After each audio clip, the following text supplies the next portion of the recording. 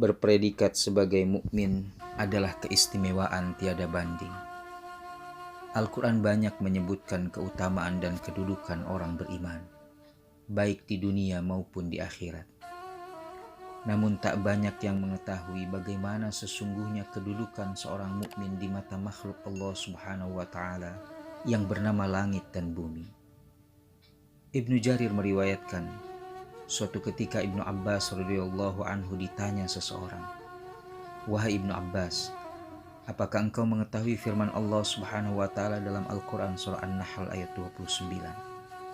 Apakah benar bahwa langit dan bumi dapat menangisi seseorang?"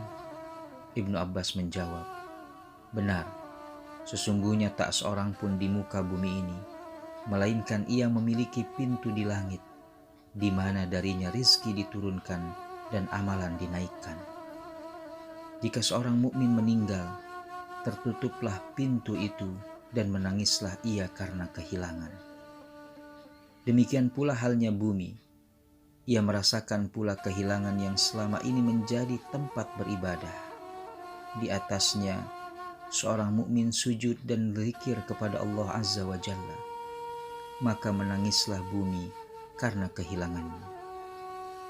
Rasulullah Shallallahu Alaihi Wasallam bersabda, "Ketahuilah, tidak ada istilah keterasingan bagi seorang mukmin.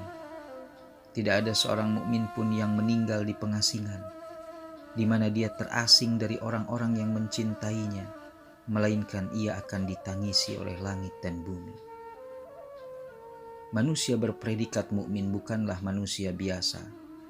Seluruh tindak tanduknya disaksikan secara langsung oleh langit dan bumi.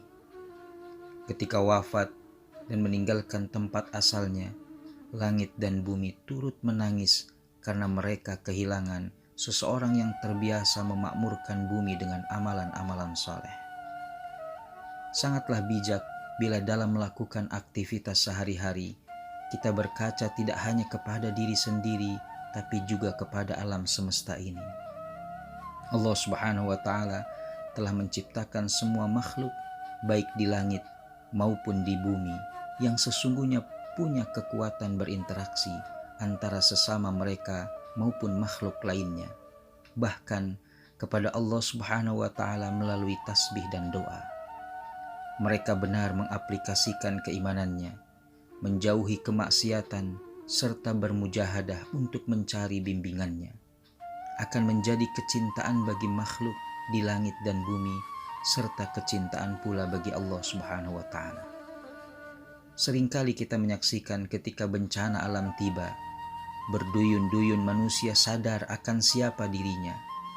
Namun saat segalanya kembali normal, mereka lupa akan guncangan itu dan sibuk dengan aktivitasnya kembali. Hanya mereka yang beriman dengan sebenar-benar keimanan yang memiliki kestabilan sikap.